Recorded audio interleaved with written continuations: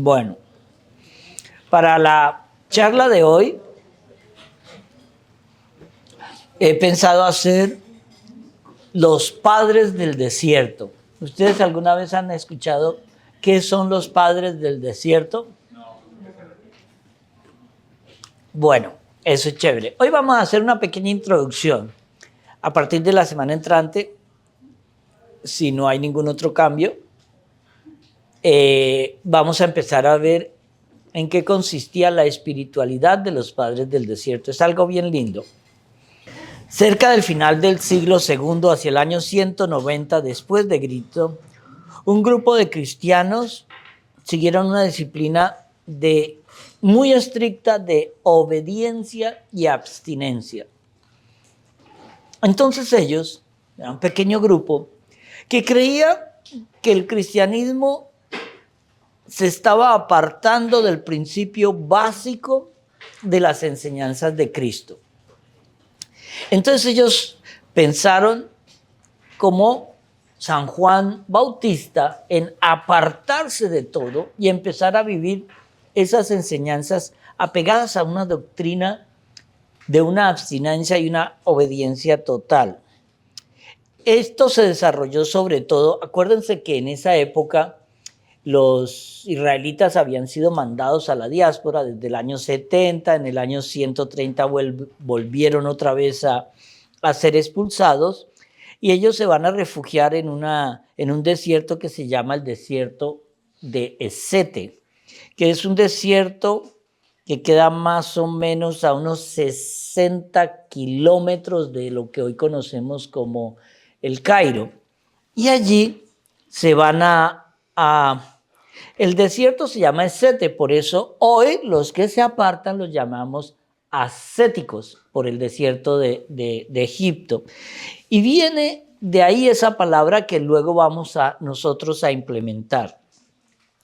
Hacia el siglo VII, ya habían pasado 400 años, habían más de 100,000 monjes y monjas en todo ese desierto y en todas las montañas que eran montañas rocosas que rodeaban ese desierto. ¿Ustedes se imaginan? 100,000 monjes y monjas que vivían, algunos muy solos y otros se reunían en grupos de 3 a 7 miembros, no más. Y entre esos 3 o 7 miembros, ellos elegían a un padre. Y en hebreo, arameo antiguo, padre es Abba. Por eso, a los primeros que eligieron esos líderes los llamaron Abad. Y las madres, también habían madres abadesas. De ahí viene la derivación de padre y madre del desierto. Pero lo bonito es que el más importante de ese grupo lo vamos a conocer como Antonio Abad. Y él se conoce como el padre del monaquismo, porque era un hombre acaudalado que en una especie de homilía le dice, escucha cómo le predican la famosa parábola del joven rico que le dice, ve, vende todo lo que tienes, dalo a los pobres y sígueme. Y él, San Antonio Abad, entendió eso como una mirada directa a él, y él va, vende todo, lo da a los pobres y se va a vivir aquí, a esta zona de Esete.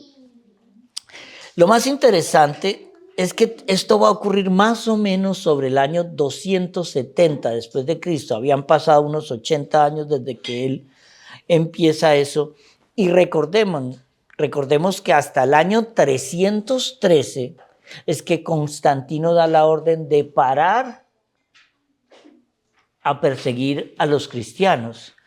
Nuestros detractores católicos dicen que Constantino fue el que instauró el cristianismo en el Imperio Romano. No. Constantino paró de perseguir a los romanos por el milagro que le ocurre en una guerra, que ustedes ya lo vieron en días pasados.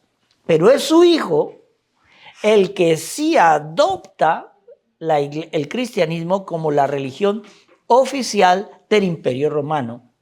Pero no quería decir, contrario a lo que dicen los detractores que no conocen de historia, que era la única.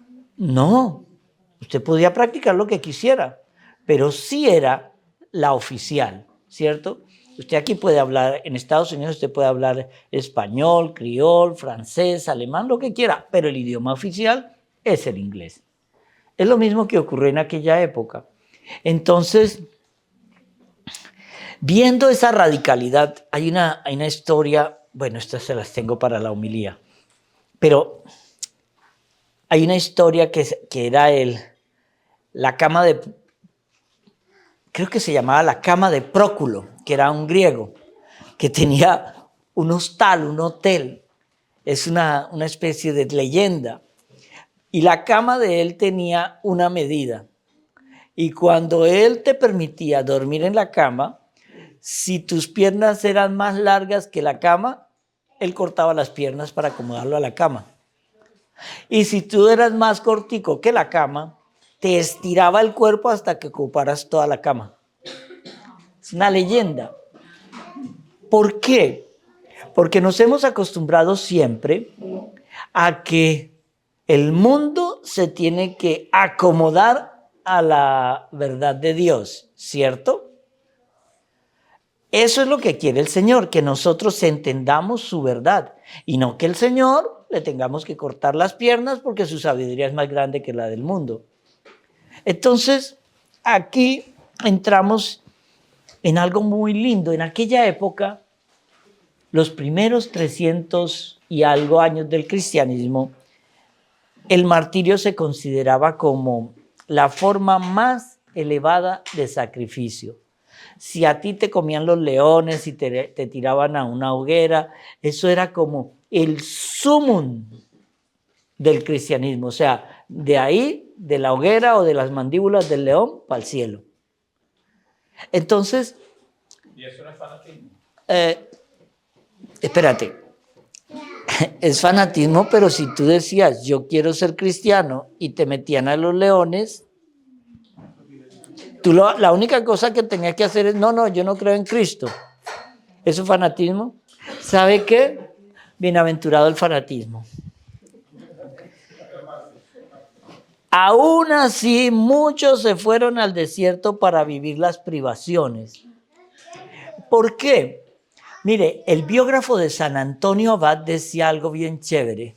Él se fue a vivir solo en el desierto, pero él volvió el desierto a una ciudad de tantos monjes que iban de todo el mundo, de tantas mujeres, es que no eran solamente hombres, eran mujeres también, que se dedicaban a una vida a raíz del desierto de Escete, a una vida ascética. De ahí viene ese nombre. Entonces, cuando Antonio murió en el año 356 después de Cristo, ya se le habían unido a él, miles de cristianos. Entonces, ¿por qué dice que él transformó el desierto? Porque él estableció unas normas muy radicales, muy fuertes, pero la gente lo seguía y lo seguía y lo seguía, porque habían descubierto algo. Cuando es que empezamos lo de Isaac de Nínive? 2 semanas. Cuando vean en el club de lectura Isaac de Nínive, Isaac de Nínive era de una proyección tan grande, pero ahí salieron muchos santos. Casi todos los padres de la iglesia, sin el casi, son santos. Entonces, aquí entramos eran pequeños grupos, pero siempre ellos se dedicaron al comienzo a vivir mendigando la comida. No se centraron en algo que los preocupara, porque la abstinencia, de alguna manera, ellos lo que querían en la abstinencia era doblegar la concupiscencia del cuerpo, ¿cierto? Era como doblegar la carne para que pudiéramos decir algo como que es lo que vamos a explicar en la próxima semana. La diferencia entre pureza del cuerpo, pureza del alma y pureza del corazón. Cuando entendamos esa diferencia, vamos a entender nosotros que estamos justo en el camino de la oración del grupo. Porque si tú eres puro de corazón, todos tus sentidos son puros. Tú puedes ser impuro en un sentido, pero dañas la raíz. La raíz de todo es la pureza del corazón. ¿Por qué? Porque una rama se puede cortar o se puede modificar, la raíz no. Entonces, en la pureza del corazón, entendemos nosotros que vamos a trabajar la pureza de los sentidos. Porque si mi corazón me dice, es que quiero orar al Señor, yo pongo mis ojos en función de pureza de corazón. Pero la pureza del alma viene siendo ya el grado sumo donde yo domino corazón y sentidos. Si yo me cuido los sentidos, pero no cuido mi pensamiento, que era lo que enseñaban los padres del desierto, tarde o temprano afecto la pureza del alma. Y los sentidos están perfectos. Lo explico con un ejemplo bobo. Yo no veo pornografía, yo no como en gula, yo no tengo pereza, yo no tengo ataques de ira, pero yo sí tengo pensamientos de deseo. ¿Sí ves? Para llegar a la pureza del alma, el corazón y el cuerpo tienen que ir unidos. Porque la pureza del alma es lo que nos eleva a Dios. Era lo que buscaban los antiguos padres de la iglesia. Llegar a una comunicación tan íntima con el Señor y descubrían que solo se alcanzaba en nuestra propia soledad. Pero aquí entendemos algo bien interesante. San Cipriano nos enseñaba también algo bien bonito. Decía, es que se puede llegar a esa pureza del alma en la ciudad. Tú no necesitas irte al desierto. La ciudad ya te abre la posibilidad de encontrar un espacio donde vivir. ¿Cuál es ese espacio de desierto? Tu habitación. Para ser puro, no necesitas ese tipo de aislamiento, si de verdad tu alma y tu corazón lo quieren. Lo que pasa es que estamos tan bombardeados los ojos que es muy difícil hoy apartarnos del celular, del iPad, de la tecnología, de la televisión, de la música, es un bombardeo continuo. Entonces, en los ejercicios espirituales que hacíamos en el seminario y que hacemos una vez al año los sacerdotes, ahí no hay televisor, ahí no hay música. Uno trata de estar en un aislamiento total durante esos días. ¿Por qué? Porque es en la meditación, no en la charla, donde nosotros empezamos a entender qué significa ese contacto con el Señor. Y por eso estos primeros padres de la iglesia sobrevivieron mendigando. Pero descubrieron que si hacían bolsitas para cargar cosas en materiales del desierto, le vendían eso a los beduinos y podían ir a comprar ciertas cositas. Entonces se fueron dividiendo entre los que mendigaban su comida y los que trabajaban para conseguir cositas. Pero el corazón del hombre es siempre, como dice el poema, el corazón del hombre es siempre poliforme y en sus múltiples formas un arcano. ¿Entendieron? Nada. El corazón del hombre es maleable. Y cuando dice arcano es que se puede ir por cualquier lado. Quien no cree en Dios termina creyendo en cualquier imbecilidad. Y lo puedes llamar de cualquier manera. Pero como nos enseñó San Agustín, que es uno que sale casi 100 años después de que los padres del desierto fueran tan grandes. De hecho, San Agustín nace en Tagaste, creo que se llama, al norte de África. Si no estoy mal, es lo que hoy es Túnez. Y si me equivoco, ya nuestros oyentes me corregirán cariñosamente. Entonces,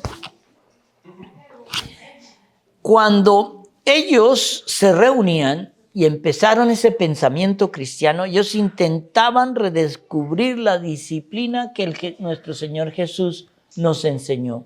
Ellos querían ver una dimensión diferente. Estas dos diferentes doctrinas que tuvieron los padres del desierto, unos empezaron a utilizar el nombre de Abba o abadesa, y los otros empezaron a trabajar para producir y poderse mantener. Mire que van a llegar hasta 400 años después. Ya en el año 700 decir que habían 100,000 monjes en un área de 50 kilómetros cuadrados, eso lo volvieron una ciudad. Entonces, entender eso es como ellos daban que por hecho algo. Estos monjes tenían poco acceso a las escrituras. No tenían el acceso a una Biblia. Tenían pedacitos de los salmos, pedacitos de los evangelios que todavía no estaban compendiados como nosotros lo tenemos en nuestra Biblia. Eran como libros independientes. Y eso les ayudaba a ellos a que una palabrita de Mateo que ellos encontraran ahí, tenían que rumiarla, descifrarla, entenderla, y tenían que aprovecharse de ese poquito alimento de la palabra, y en eso habían comunidades enteras que solo habían estudiado un pedacito de Mateo. Y a través de la oración, el Señor les regalaba toda la sabiduría. Solamente viendo el pedacito de Mateo. Y eso es lo que aquí vamos a entender muy lindo. Miren esto. Se azotaban para obligar al cuerpo a que la concupiscencia no lo doblegara. Ustedes se acuerdan uno de los santos más lindos que tenemos, que se tiraba a las matas y de espinos. ¿Cómo dices? San Francisco. Sí. San Benito. San Benito, San Francisco, muchos. ¿Para qué? Pero ¿por qué hacían esta salvajada? Era como para decirle, mi espíritu puede más que la carne.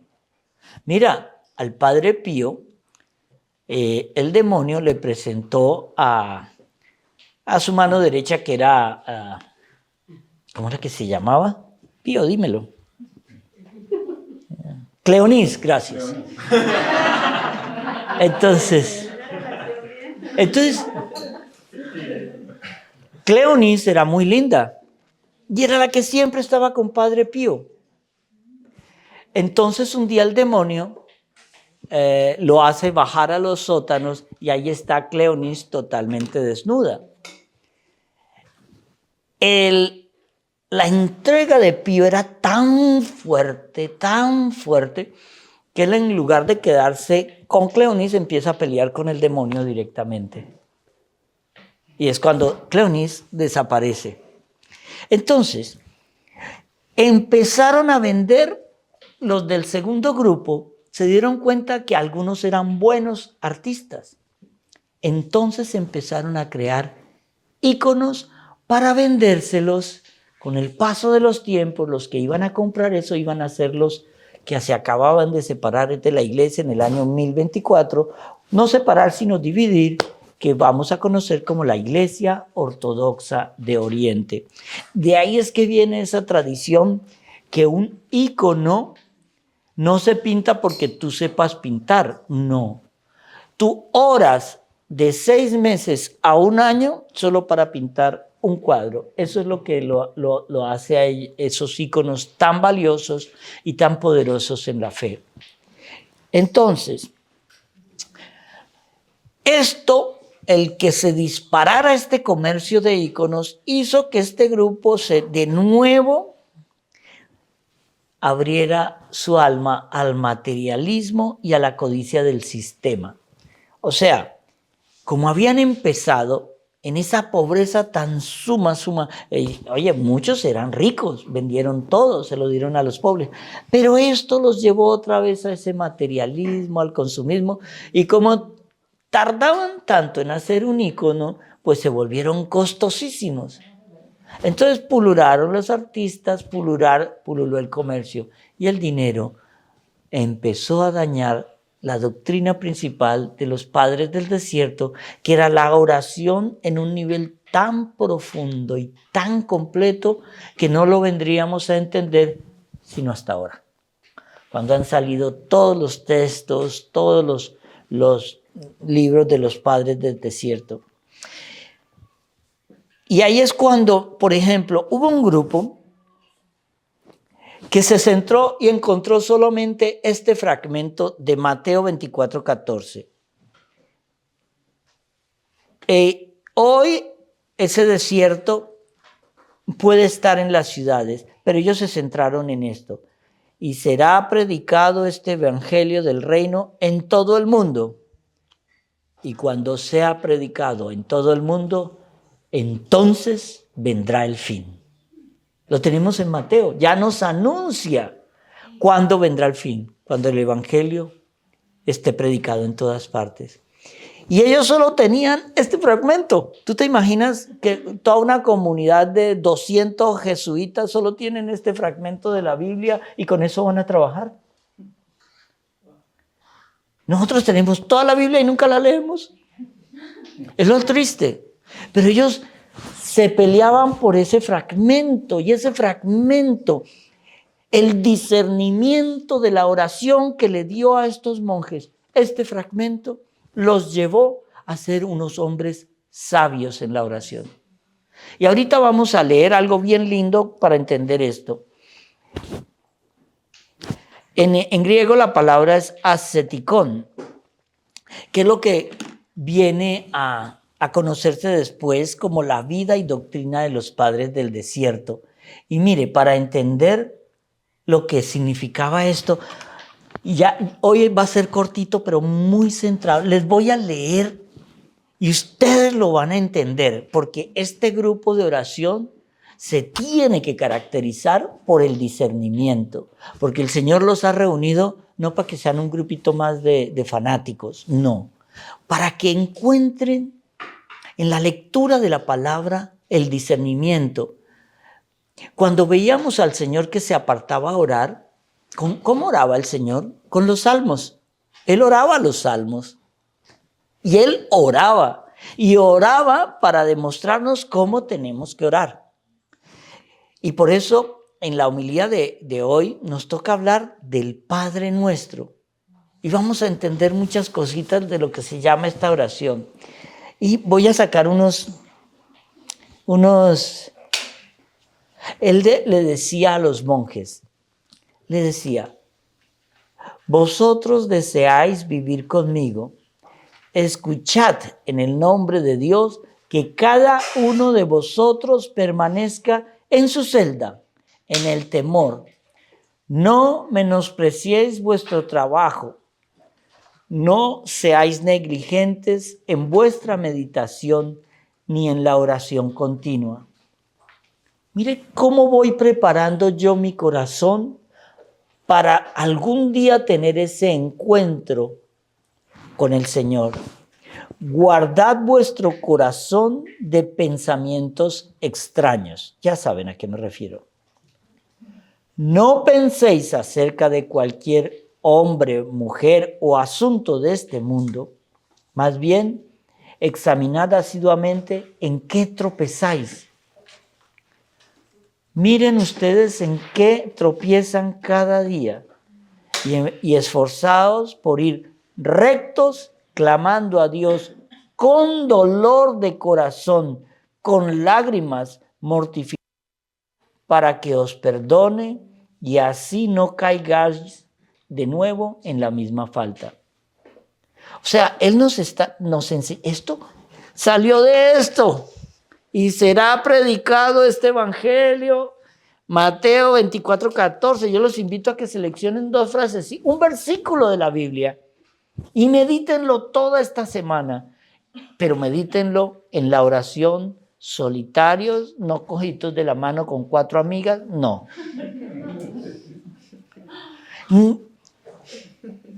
Teniendo cada día la muerte delante de los ojos, preocupados de vuestra salida del cuerpo, por cómo pasaréis ante las potencias de las tinieblas que saldrán a vuestro encuentro en el aire y por cómo haréis el encuentro con Dios sin dificultad. ¿Por qué uno siempre dice, mire, mi función es ver gente morir? No es más. Eso es lo que uno ve todos los, bueno, en mi trabajo de capellán de Catholic Hospice. Eso lo entendí cuando lo estaba oyendo, porque es verdad. Es cuando viene el instante de la muerte y se te aparezca el mismísimo demonio a cobrarte. Tú le dices, no, yo no te debo nada. Y dice, mamita, cuando le pusiste los cachos a él. Porque ese día, de una vez, él fue y te sapió con el Señor. Es que el demonio te hace caer. Pero el problema no es que te haga caer, es que el demonio es sapo. Él no, tan pronto le firmas ese recibo, se va y se le presenta al Señor. Mire, esta que dice que todos los días va a misa y rosario, mire lo que hizo, mire. Le prometió a usted durante 5 años que sería casta, pura, entregada, de todo. Usted le consiguió el novio y ¿qué fue lo primero que hizo? Fue y se acostó con él. Teniendo cada día enfrente la muerte que puede ocurrir en cualquier momento, yo voy a actuar diferente. Por eso, siempre piensen en el infierno, porque es más fácil condenarse que salvarse.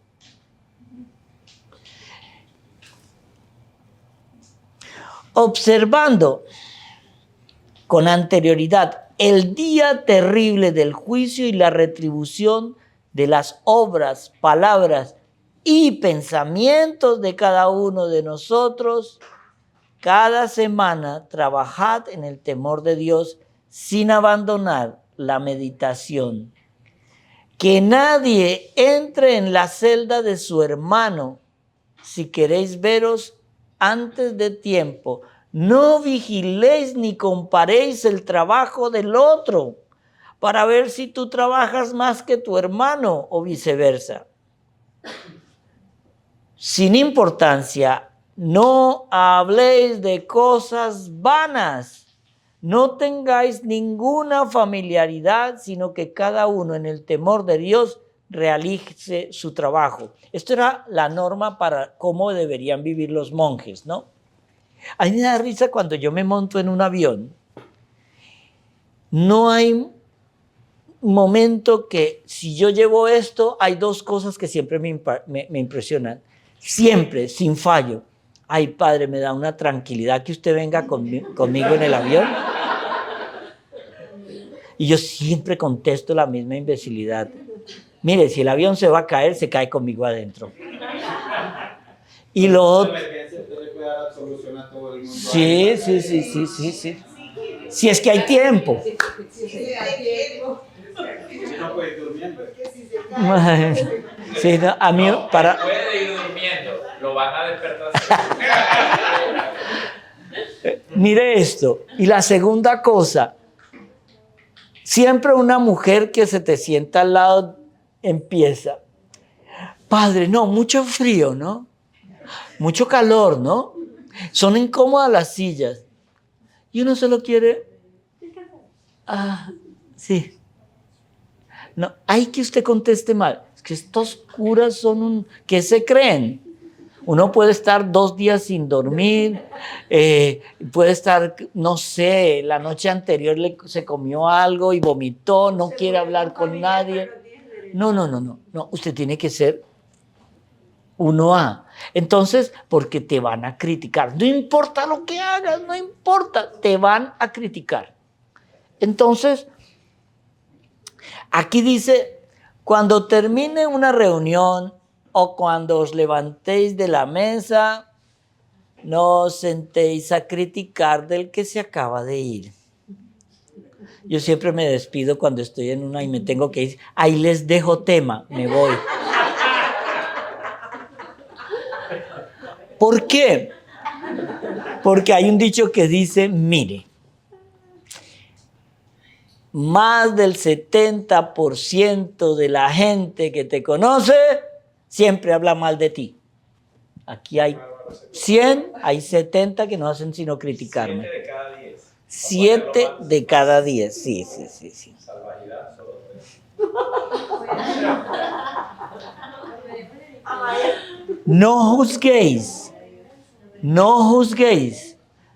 No habléis cuando no tenéis que hablar. Despreciar con la boca o de corazón tiene castigo divino.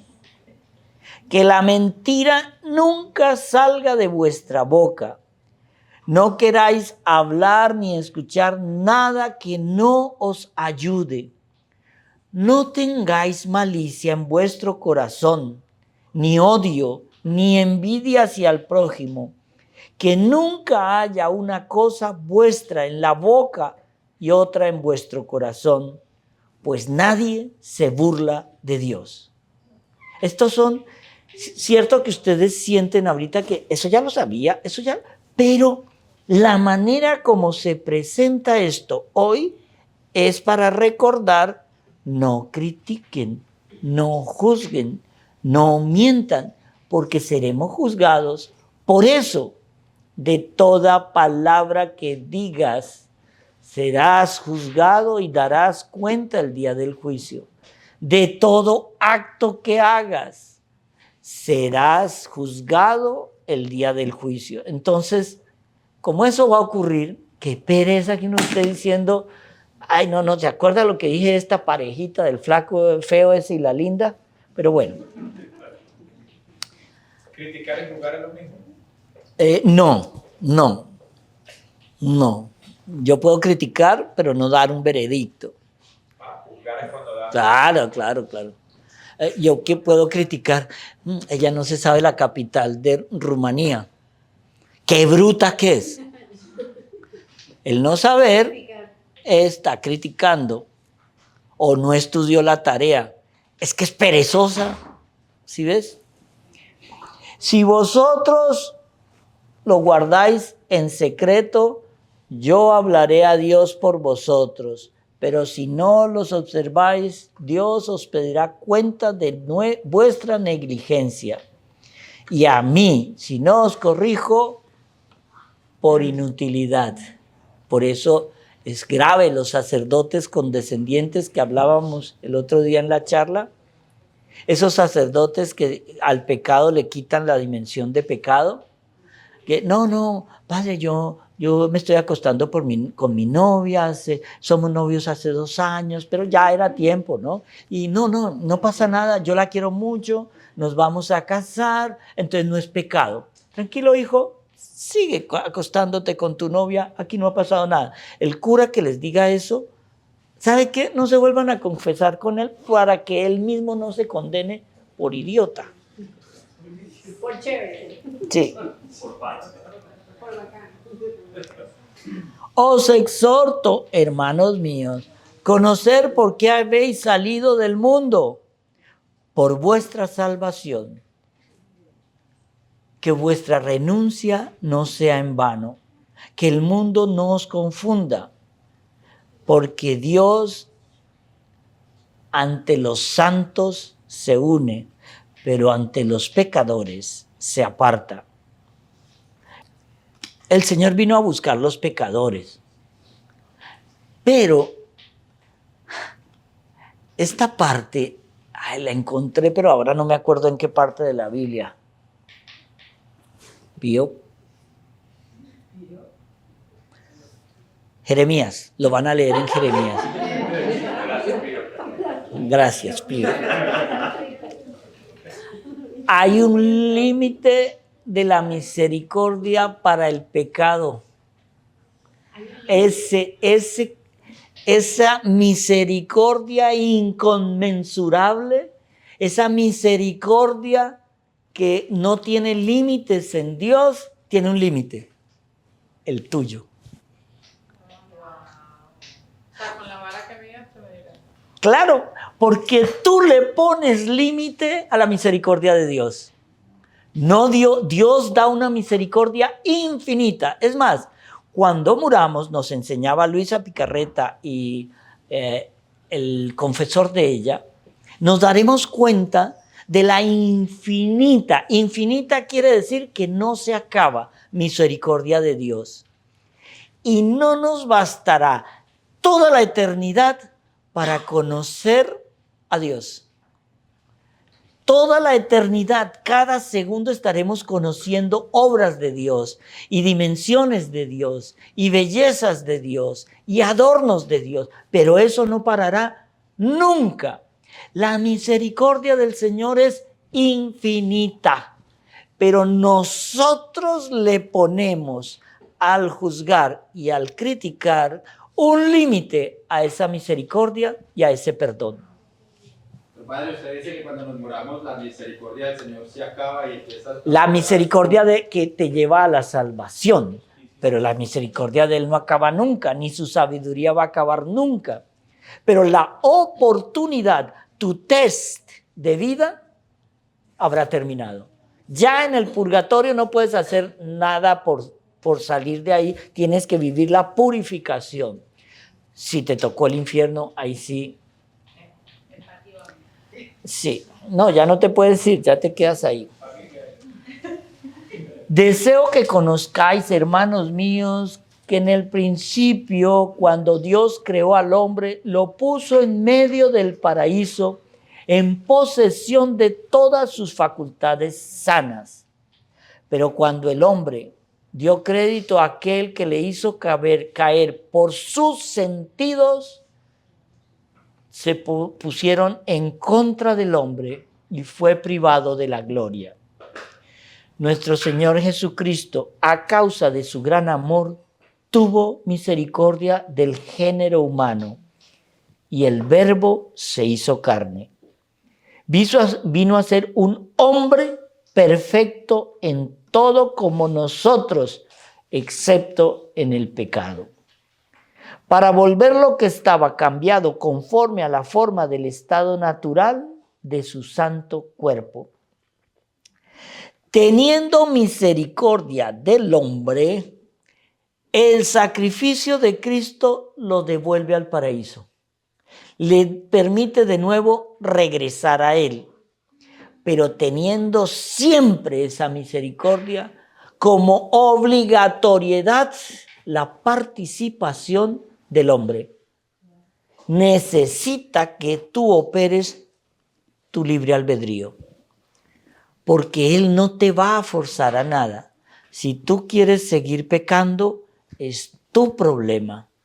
Él te va a decir, te quiero regalar el paraíso, pero te lo tienes que ganar. Los ángeles tuvieron que pasar la prueba y tuvieron que aceptar a Cristo. Eso los redimió y los salvó.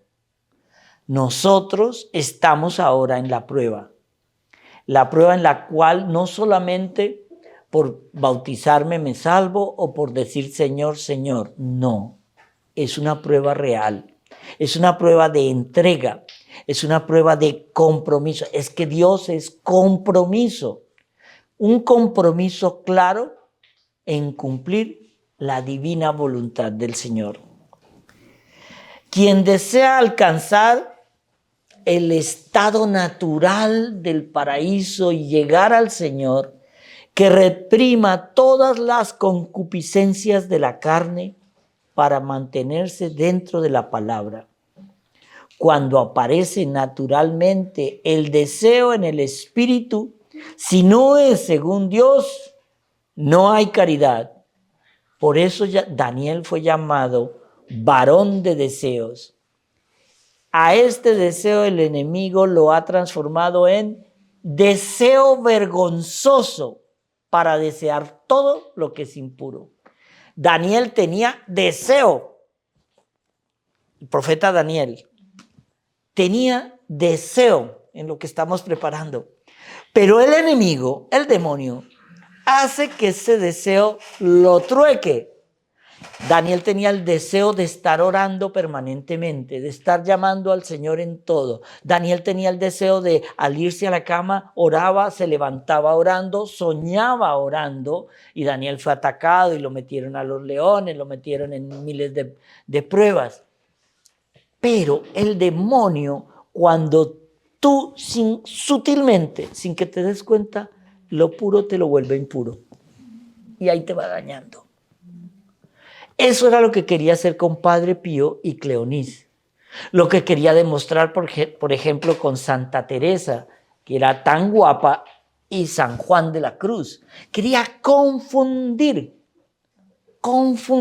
Siempre que, por ejemplo, entre San Bernardo y su hermana Santa Escolástica, que cada uno creó una comunidad, entre San Francisco y Santa Clara.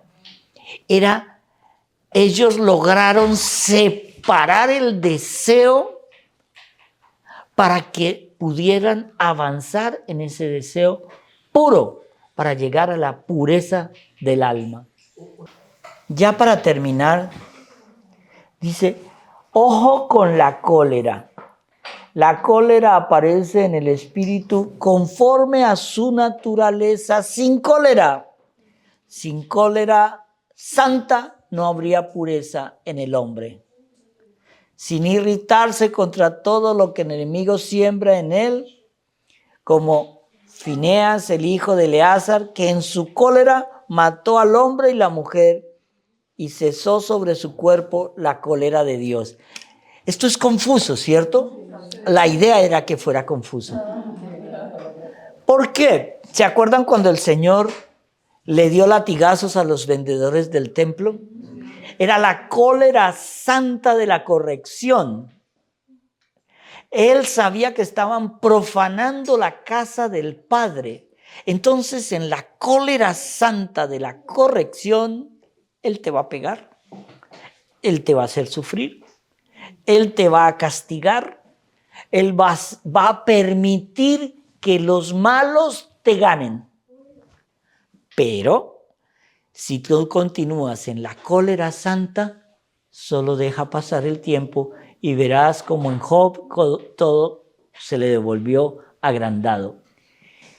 Los padres del desierto nos van a enseñar algo.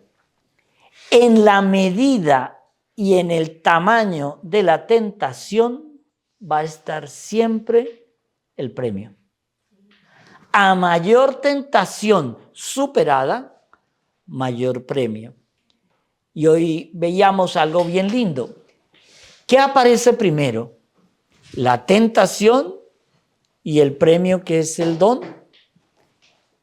No. El Señor primero regala la gracia con la que vas a luchar pero la oculta. Tú no sabes que la tienes. Y te pone la tentación. ¿Por qué? Porque si en el albedrío de tu tentación tú superas esa tentación, ahí viene el don que Él te había dado. Pero si no la superas, la gracia es retirada. Todo se puede volver a recuperar. Acuérdese que el Señor no es un tirano cruel con un látigo. No, Él es misericordia. Pero te va a costar mucho más trabajo. A una tentación chiquita, un premio chiquito. A una tentación grande, un premio grande. El Señor siempre da el 100 por 1. Pero para superar la tentación, ¿no será también que uno descubre cuál es el don que tenía? Porque si No lo vas a descubrir. ¿Y cómo humanamente uno pasa la tentación? Porque ahí es donde está tu albedrío. Ahí eres tú. Por eso el Señor en la cruz le dice a su padre, que está mal traducido, papito, ¿por qué me has abandonado? Porque Él tenía que pasar la cruz, tenía que pasar como hombre. Digo yo, no, que el Señor también quiere que superes la prueba porque lo amas a Él, no porque amas el don que te regala o te tiene. Sí, no, tan sabia e inteligente no la quiero. Pero es eso. Esforcémonos, amados, por abandonar y así adquirir lo que nos muestra nuestro Señor Jesucristo con su santo cuerpo, pues Él es santo y habita en los santos. ¿Se acuerdan lo que hablábamos el domingo de Jesús está dentro de mi corazón? Pero nuestro pecado lo ata, nuestro pecado lo encierra. Y la única manera que yo encuentro en esa conexión en la oración es llamando ese amor del Espíritu Santo para que abra mi corazón. Y cuando mi corazón se ha abierto es cuando Jesús nos presenta la mano bondadosa del Padre, el Creador, que es el que transforma. Y una vez hemos sido transformados, hay que cuidar esa alma, ese cuerpo y esa gracia como el mayor tesoro del mundo, porque ahí vendrán los mayores ataques del enemigo. Que el Señor los bendiga y los proteja de todo mal. En nombre del Padre, del Hijo, del Espíritu Santo. Amén.